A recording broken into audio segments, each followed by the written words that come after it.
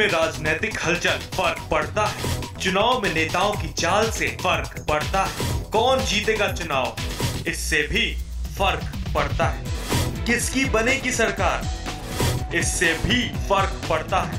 फर्क हर उस बात से पड़ता है जिससे आप जुड़ते हैं। हम हैं आई विटनेस न्यूज, आंखों देखा हरियाणा।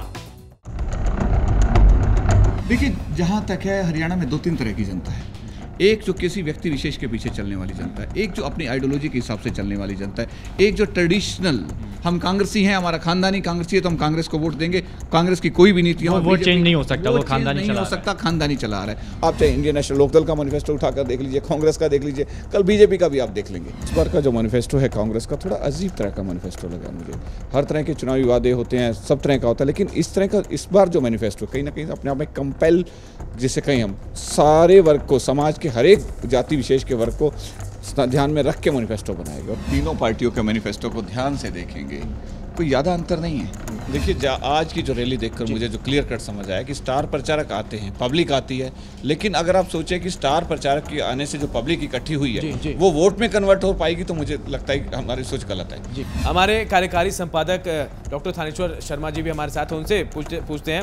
थानेश्वर जी, क्या वाकई मुद्दे गायब है? कहाँ हैं वो मुद्दे और नेता सिर्फ आरोप प्रत्यारोप की राजनीति कर रहे हैं? अनुप, अगर पिछले जब से ये आचार संहिता लागू हुई है उससे पहले तो मुद्दों की लड़ाई कहीं ना कहीं होती थी।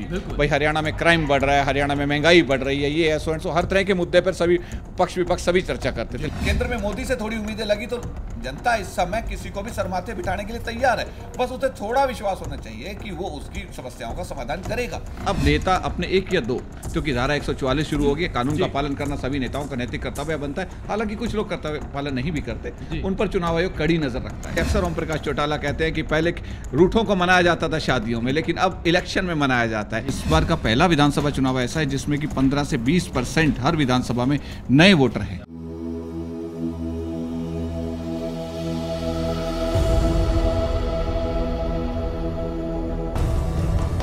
हाथ की छाप से, कमल की चाल तक, चश्मे की चमक से, ट्रैक्टर की धमक तक होगी हर नेता के वायदों की परख।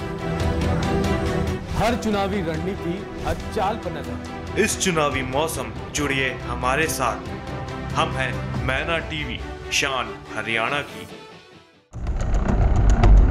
लोकसभा चुनाव में बीजेपी ने एक नारा दिया था, हम जैसे ही सत्ता में आएंगे सबसे पहले पहली कलम से स्वामीनाथन आयोग की रिपोर्ट को लागू करेंगे। आज सत्ता में आए हुए 4-6 महीने हो गए, अभी तक स्वामीनाथन आयोग की रिपोर्ट लागू करना तो दूर, उस पर बात करना भी जरूरी नहीं समझते। जो हालात आपकी पार्टी में चल रहे हैं, क्या मेरी पार्टी में कोई गलत हालात नहीं चल रहे हैं और हम सारे के सारे इकट्ठे लड़ रहे हैं। लास्ट ईयर यही बासमती का धान जितना मिल रहा था तब भी 4% मंडी टैक्स था, तब भी 4% मंडी टैक्स था। अब मंडी टैक्स इस साल कोई एक्स्ट्रा नहीं लगाया गया। आपने बात बोली कि 4% मंडी टैक्स लगाए, वो मुझे बताइए कि इस साल कौन सा टैक्स लगाया जिससे किसानों की धान सस्ती भी, और पूरे क्षेत्र का विकास सही तरीके से नहीं करवाया। जाति विशेष के लोगों को ज्यादा नौकरियां दिलवाई हैं, काम करने में भी जाति विशेष को ज्यादा महत्व दिया। इतिहास गवाह है कि जब भी ज्यादा वोटिंग हुई है, सत्तारूढ़ पार्टी कोई भी हो, उसका सुपड़ा साफ होने का काम हुआ है।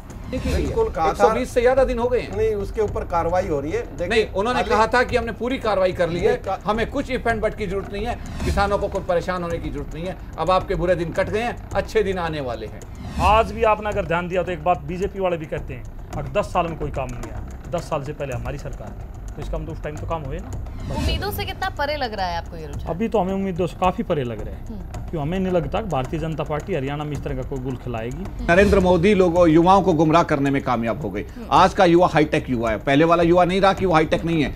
जो महसूस हो रहा है रुझान देखकर कि जो पार्टी ने काम किए हैं, कांग्रेस सरकार ने जो काम किए हैं वो जनता तक हम ठीक से नहीं पहुंचा पाई। रटाया वही मुख्यमंत्री भूपेंद्र सिंह हुड्डा वाला भाषण। लोकसभा में जब हार मिली थी तब भी आप लोगों ने यही कहा था कि हम विकास कार्य जनता तक नहीं पहुंचा पाए। नहीं, कोशिश तो की है। क्या कोशिश की आपने? लड़ने भिड़ने किसी बात को कहा हुआ? चुनाव प्रचार भी किया है कांग्रेस ने, ये तो नहीं कांग्रेस चुनाव प्रचार की बात कर रहे हैं ऐश्वर्या जी। चुनाव प्रचार में सिर्फ भूपेंद्र सिंह हुड्डा आपके स्टार प्रचारक, सोनिया गांधी, राहुल गांधी और उसके बाद दीपेंद्र हुड्डा, 5वां बता दीजिए कोई स्टार प्रचारक आया तो आपके।